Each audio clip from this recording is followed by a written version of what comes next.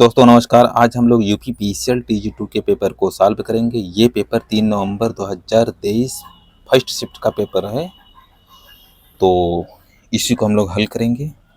तो आज जो है पार्ट नंबर 4 को सॉल्व करेंगे। तो चलिए हम लोग वीडियो को शुरू करने से पहले यदि आप लोग चैनल पर नए हैं तो चैनल को सब्सक्राइब करें। यदि वीडियो पसंद आता है तो इसको लाइक व शेयर भी करें। तो चलिए हम लोग वीडियो को शुरू करते हैं। क्वेश्चन नंबर 46 के आगे से हम लोग इसको सॉल्व करेंगे। टेफ्लॉन एक देखिए प्लास्टिक होता है। यह एक इंसुलेटर का कैटेगरी होता है।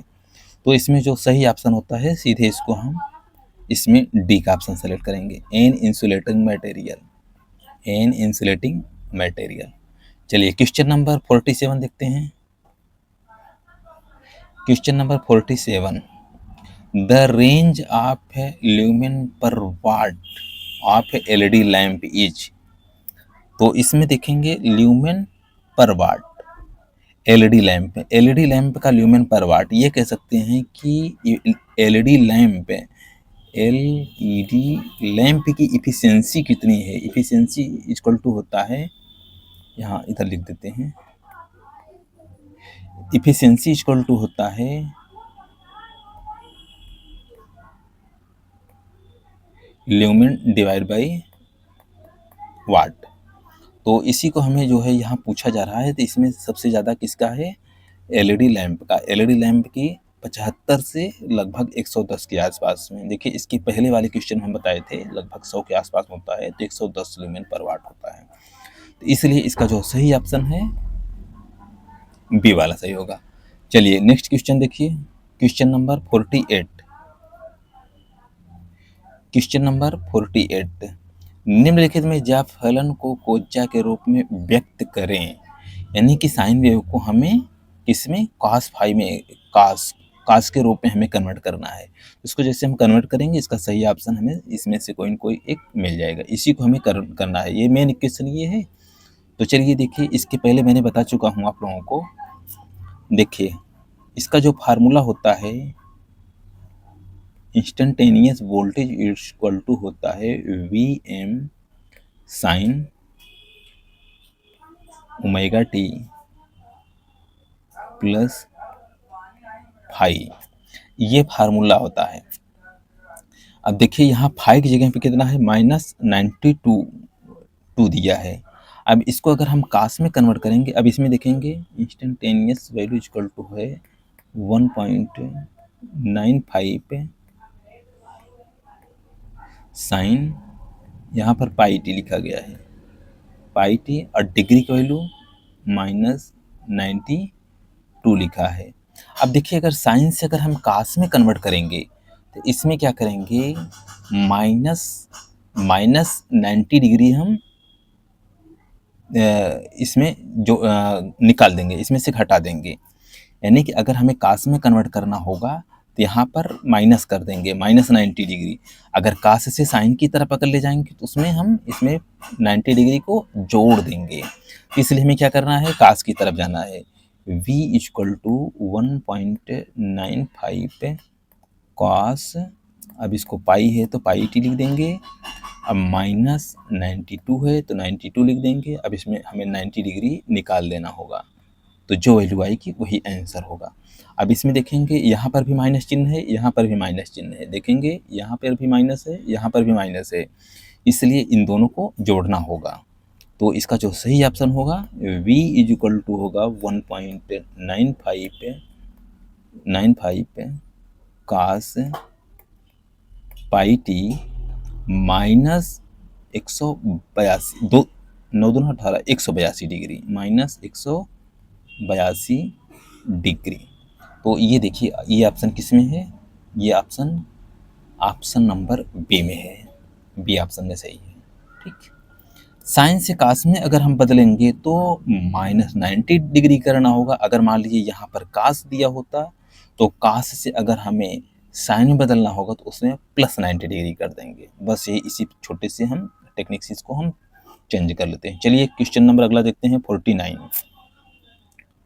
49 क्वेश्चन में देखेंगे मॉसफेट में कितने टर्मिनल होते हैं। मॉसफेट में देखेंगे कुछ इस तरीके होता है।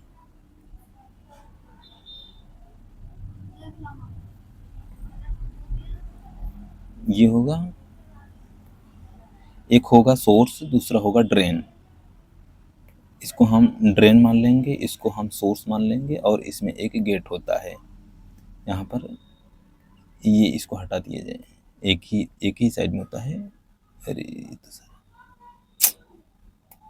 यहाँ देखिए, ये इस तरीके होगा, एक ड्रेन होगा, दूसरा सोर्स होगा, और तीसरा गेट होता है। इसमें 3 टर्मिनल होते हैं। तो इसका जो सही ऑप्शन है, इसका डी सही होगा। चलिए नेक्स्ट क्वेश्चन देखिए, क्वेश्चन नंबर 50। क्वेश्चन नंबर 50 में देखिए, which of the following is a part of DC machine. देखिए डीसी मशीन के कौन सा पार्ट है। अब देखेंगे इन्वर्टर, ये डीसी मशीन या डीसी मोटर वगैरह में ये नहीं यूज किया जाता है, ये डीसी मशीन का पार्ट नहीं है, इसलिए ये ऑप्शन नहीं होगा। ग्रिड, ग्रिड भी नहीं है, लोड ये भी नहीं है। अब इसका पार्ट अगर देखेंगे तो रोटर होता है, तो इसलिए इसका सही ऑप्शन ए होगा। चलिए क्वेश्चन नंबर 51। क्वेश्चन नंबर 51 में देखिए, एक ट्रांसफार्मर के लिए N1 फेरों की प्राथमिक संख्या है, N2 द्वितीयक की संख्या है, I1 प्राथमिक पार्श्व धारा है, I2 द्वितीयक की पार्श्व धारा है। तो इसमें संबंध क्या होगा। इसका जो संबंध होता है देखिए, V2 upon V1 is equal to N2 upon N1 is equal to I1 upon I2। बस यही फार्मूला का आंसर है। हमें दो ही का रिलेशन पूछा है टर्न और करंट में। तो देखिए ये कहाँ मिल रहा है, I1 upon I2 N2 upon N1। इसका सही ऑप्शन ए वाला होगा। ठीक, चलिए अगला क्वेश्चन देखिए, क्वेश्चन नंबर 52। क्वेश्चन नंबर 52 में देखिए, निम्न दिए गए परिपथ में बिंदु ए और बी के बीच तुल्य प्रतिरोध का मान ज्ञात करें। इसमें देखिए ये प्रतिरोध के मान की वैल्यू हमें ज्ञात करना है। अब देखिए R1, R4, R5 सभी 5-5 ओम के हैं।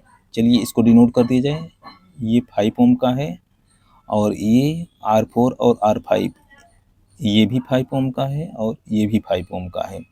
R2 एंड R3 2-2 ओम का है, ये भी 2 ओम का है, और ये भी 2 ओम का है। तब इसको कैलकुलेशन कर लीजिए। अब देखिए यहाँ पे 2 पैरेलल में हो रहे हैं, ये पैरेलल की इसकी वैल्यू हो जाएगी 2.5, अब इसकी वैल्यू हो जाएगी 1, 5 1 6 2 8, यानी कि टोटल वैल्यू आर की वैल्यू आएगी 8.5 ओम। इसका ऑप्शन ये होगा। तो चलिए इसका सही ऑप्शन ए वाला होगा। चलिए अगला क्वेश्चन देखते हैं, क्वेश्चन नंबर 53। क्वेश्चन नंबर 53 में क्या पूछा जा रहा है, दिए गए परिपथ में कितने एलिमेंट मौजूद हैं। एलिमेंट मतलब है कि ब्रांच, यहाँ पर ब्रांच पूछा जा रहा है। ब्रांच किसे बोलते हैं, 2 नोड के मिलाने वाले एलिमेंट, यानी कि दो नोड को जोड़ने वाली जो एलिमेंट, या कहा जाए कि दो कंज्यूमिंग एलिमेंट, कंज्यूमिंग नहीं बोल सकते हैं, इसमें ये बोल सकते हैं दो नोड, कोई 2 नोड है उसको मिलाने वाली जो रेखा होती है उसी को हम ब्रांच बोलते हैं। तो वही ब्रांच के लिए पूछा जा रहा है। देखिए ब्रांच के लिए एक ये हो गया, दूसरा यहाँ पर हो गया 2, यहाँ पर 3, यहाँ पर 4, यहाँ पर 5, यहाँ पर 6, यहाँ पर 7। टोटल ब्रांच की संख्या, इसको ब्रांच की संख्या कितनी है, टोटल 7 को इस यही एलिमेंट, कितने एलिमेंट या ब्रांच, ये 7 हो गए। अगर नोड पूछा जाता, नोड की वैल्यू कितनी होगी, यहाँ पे देखेंगे यहाँ से लेकर के यहाँ तक एक पॉइंट है, तो एक नोड ये हो गया, और दूसरा नोड यहाँ पर हो गया, तीसरा नोड यहाँ पर हो गया, चौथा नोड यहाँ पर हो गया, और 5वां नोड यहाँ पर हो गया। टोटल अगर नोड अगर हम जोड़ेंगे तो नोड की वैल्यू टोटल 5 होगी। इसलिए इसका जो सही ऑप्शन है, ब्रांच के लिए पूछा गया है तो 7 ब्रांच होंगे। तो सही ऑप्शन इसका ए होगा। चलिए नेक्स्ट क्वेश्चन देखते हैं, क्वेश्चन नंबर 54। क्वेश्चन नंबर 54 में देखेंगे, निम्नलिखित में से किसमें चालन बैंड और संयोजकता बैंड के बीच ऊर्जा अंतराल अधिक होता है। यानी कि जिसका ऊर्जा अंतराल अधिक होगा वो क्या होगा, इंसुलेटर होता है। देखिए इसमें 3 कैटेगरी में डिवाइड किया गया है। एक कंडक्टर, पहला पहला कंडक्टर, दूसरा सेमी कंडक्टर, सेमी कंडक्टर और दूसरा इंसुलेटर। इनके ऊर्जा बैंड के बेस पर इसको डिवाइड किया गया है, इंसुलेटर। अब इसमें देखेंगे जो ऊर्जा बैंड है इसका लगभग 0 के आसपास होता है और इसका लगभग 1 से 2 के आसपास में होता है और इसका लगभग 5 इलेक्ट्रॉन, ये इलेक्ट्रॉन वोल्ट, इसकी यूनिट इलेक्ट्रॉन वोल्ट, इसका 5 इलेक्ट्रॉन वोल्ट से अधिक होती है, ये इससे हमेशा ऊपर होगी। और ये सेमीकंडक्टर 1 से 2 के आसपास में होगा। तो इसमें देखिए कौन सा ऑप्शन मिल रहा है, सबसे ज़्यादा किसका है, इंसुलेटर का। अब ये इसका तो बिल्कुल 0 होगा, चालक का भी 0 होगा और ये अर्धचालक का 1 से 2 होगा और इसका 5 के ऊपर होगा, इसलिए इसका सही ऑप्शन होगा डी। चलिए नेक्स्ट क्वेश्चन देखते हैं। 55 में एक ट्रांसफार्मर की प्राथमिक वाइंडिंग पर प्रेरित ईएमएफ का आरएमएस मान 230 वोल्ट है और एफ की वैल्यू 50 हर्ट्ज है। प्राथमिक फेरों की संख्या 200 टर्न है, तो शून्य लोड पर चलती है, तो कोर अभिवाह एवं अधिकतम मान क्या होगा, यानी कि कोर के फ्लक्स की वैल्यू कितनी होगी। अब देखिए कोर की फ्लक्स की वैल्यू हमें निकालने के लिए एक फार्मूला होता है, वी या ई लिख दीजिए, E equal to 4.44 into N F phi M, ये हो गया, इसको एन एफ फाई एम। तो हमें क्या पूछा जा रहा है, फाई की वैल्यू निकालने के लिए हमें वोल्टेज की वैल्यू रखना होगा। वोल्टेज की वैल्यू कितना है, 230 वोल्ट है और अब ये डिवाइड में आ जाएगा 4.44 मल्टीप्लाई एन की वैल्यू कितना है, 200 टर्न, मल्टीप्लाई एफ की वैल्यू कितना है, 50 हर्ट्ज। अब इसको जब कैलकुलेशन करेंगे नियरली 5.18 मिली वेबर आएगा, इसलिए इसका सही ऑप्शन ये वाला होगा, सी वाला होगा। इसको देखिए आप लोग कैलकुलेटर से कैलकुलेट कर सकते हैं, तो इसकी वैल्यू 5.18 मिली वेबर आएगा। इसमें कुछ अलग वैल्यू आएगी, कैलकुलेशन करेंगे तो पॉइंट डेसिमल को इधर उधर करेंगे 5.18 हो जाएगा। चलिए अगला क्वेश्चन देखते हैं, क्वेश्चन नंबर 56। क्वेश्चन नंबर 56 में देखेंगे सिल्क क्या है, ये कंडक्टिंग मटेरियल, कंडक्टिंग नहीं होता है, यह एक इंसुलेटिंग मटेरियल की कैटेगरी में आता है। ये इंसुलेटिंग मटेरियल ये, और ये सुपर कंडक्टर ये भी नहीं हो सकता है और सेमी कंडक्टर ये भी नहीं, ये इंसुलेटर है, यानी कि सिल्क में कोई करंट फ्लो नहीं होती है। चलिए इसका ऑप्शन बी होगा। अब क्वेश्चन नंबर 57 में देखिए, 3 फेज प्रेरण मोटर के लिए यदि यह नहीं चल रही है तो सर्पण का मान क्या होगा, यानी कि यह मोटर स्टैंड स्टाइल कंडीशन में है। 3 फेज मोटर में क्या होता है देखेंगे,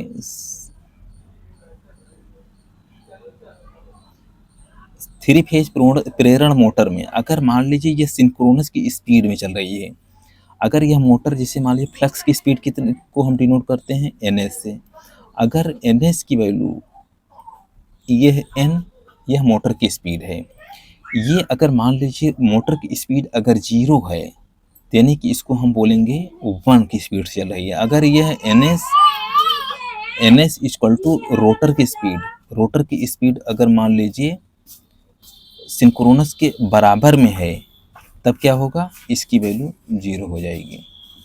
तो इसलिए इसमें ऑप्शन जो होगा ये स्टैंड स्टाइल कंडीशन में है, यानी कि इसकी n की जगह पे 0 रख दिया गया है। तो जितना है ns की स्पीड पूरे फुल ये स्लिप कर रही है, तो इसलिए इसका सही ऑप्शन ये होगा। अगर सिंक्रोनस की स्पीड में चल रही है तो इसका स्लिप 0 माना जाएगा, स्लिप 0 हो जाएगा।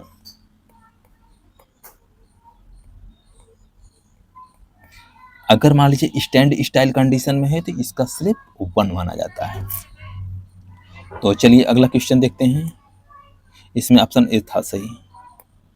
हाँ चलिए 58, क्वेश्चन नंबर 58, जब फेरों की संख्या 900 है और एम्पियर फेरों की संख्या, एम्पियर फेरों यानी कि एम्पियर टर्न की संख्या, या इसको बोल सकते हैं mmf, तो बोले कि आकार में वायुक्रोडिक कुंडली से होकर प्रवाहित होने वाली धारा का मान ज्ञात कीजिए। इसमें धारा का मान पूछा जा रहा है। देखिए ये 3600 mmF की वैल्यू है। mmF इक्वल टू है कितना, 3600 है। अब इसको हम क्या बोल सकते हैं, एम्पियर टर्न। इसको हम एम्पियर टर्न भी बोलते हैं, एम्पियर टर्न बोल सकते हैं, यानी कि करंट और टर्न का मल्टीप्लिकेशन होता है ये। और फेरों की संख्या कितना है, 900। फेरों की संख्या 900 है। तो हम इसको हम निकाल सकते हैं, ampere turn equal to 3600। Turn की वैल्यू कितनी है, टर्न बराबर दिया गया है यहाँ पर, टी बराबर दिया है 900। अब टी की वैल्यू निकालने के लिए, सॉरी आई की वैल्यू, यानी कि ए एम्पियर है। एम्पियर को आई से डिनोट किया जाता है, या आई लिख दीजिए चाहे ए लिख दीजिए। आई बराबर 3600 डिवाइड बाई 900 कर दीजिए, ये काट दीजिए, 9 चौक 36 बराबर 4 एम्पियर। इसका आंसर होगा 4 एम्पियर। इसको देखिए आई से डिनोट किया जाए या तो ए से कर सकते हैं, ए आर आई, तो 4 एम्पियर। इसका सही ऑप्शन डी होगा। चलिए अगला क्वेश्चन देखिए 59। गोल क्षण राउंड बार केंद्र ज्ञात करने के लिए निम्न में किसका उपयोग किया जाता है। यानी कि कोई राउंड बार, यानी कि कोई राड है, उसके सेंटर पॉइंट को अगर हमें निकालना होगा तो उसको किससे निकालेंगे, तो इसमें जेनी कैलिपर होती है। जेनी कैलिपर नाम की एक डिवाइस होती है, उसी की हेल्प से, इस टूल की हेल्प से हम इसके सेंटर को हम मेजर कर सकते हैं। तो जेनी कैलिपर का डिजाइन कुछ कंपास जैसे होगा, देखेंगे कुछ इस तरीके होता है। ये ऐसे हल्का सा ये झुका होगा और एक लेग इसका इस तरीके होगा। यह कंपास या डिवाइडर जैसा होता है। तो इसी को हम जो है, इसी के बेस पे हम चेक कर लेते हैं। तो चलिए अगला क्वेश्चन देखते हैं, क्वेश्चन नंबर 60। निम्नलिखित में कौन सा ट्रांसफार्मर का एक प्रकार है। अब इसमें कौन कौन से ट्रांसफार्मर हैं। इस ट्रांसफार्मर का प्रकार है DC transformer, step up transformer. Step up transformer तो हम लोग सुने हैं, यह ट्रांसफार्मर होता है, इसलिए ये इसका सही ऑप्शन ये होगा। प्लास्टिक ट्रांसफार्मर, जब इंसुलेटिंग मटेरियल अगर यूज किया जा रहा है तो ये कहाँ से हो सकता है, प्लास्टिक ट्रांसफार्मर नाम की कोई चीज़ नहीं होता है। और इन्वर्टर ट्रांसफार्मर ये भी नहीं होता है, प्लास्टिक ट्रांसफार्मर ये भी नहीं होता है। और डीसी ट्रांसफार्मर, डीसी अगर हम सप्लाई ट्रांसफार्मर में लगा देंगे तो ये भी नहीं होता है। एसी ट्रांसफार्मर होता तो हो सकता है, लेकिन ये डीसी सप्लाई पर ट्रांसफार्मर वर्क ही नहीं करता है। अब ट्रांसफार्मर की कैटेगरी दो होती है, एक स्टेप अप टाइप का होता है, दूसरा स्टेप डाउन टाइप का। यहाँ स्टेप अप का कैटेगरी दिया है, तो इसलिए इसका जो सही ऑप्शन होगा बी वाला होगा।